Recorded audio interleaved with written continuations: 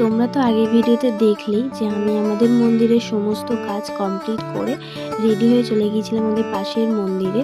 তো সেখানে গিয়ে সবার ফার্স্ট আমি প্রথম প্রহরের জল দিয়ে এবং মালা দিয়ে দিলাম। আর এই যে এখানে হচ্ছে হরিবাসর, আমাদের প্রত্যেক বছরই এখানে হরিনাম হয়। তো তারপরে আমি তুলসী গাছে এবং বেল গাছে জল দিয়ে এসে দেখলাম যে নতুন একটা দল উঠে গিয়েছে। আর আমরা গল্প করতে করতে দ্বিতীয় প্রহরের পুজো দেখছিলাম। আবার একে একে দ্বিতীয় প্রহর তৃতীয় প্রহরের পুজো কমপ্লিট হচ্ছিলো। তৃতীয় প্রহরের পুজো হতে হতে তখনই আর কি আমাদের আরও একটা নতুন হরিনামের দল উঠেছিল। তো আমরা হরিনাম দেখছিলাম, দেখতে দেখতে চতুর্থ প্রহরের পুজো কমপ্লিট হয়ে গেল।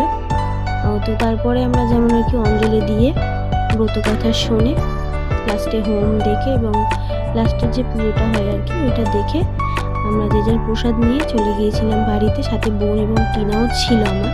তো আজকের ভিডিও এই পর্যন্ত। যদি তোমাদের ভালো লেগে থাকে অবশ্যই লাইক কমেন্ট শেয়ার করে দিও। চ্যানেলে নতুন হলে চ্যানেলটা অবশ্যই সাবস্ক্রাইব করে পাশে থেকে নতুন কোনো ভিডিও দেখতে।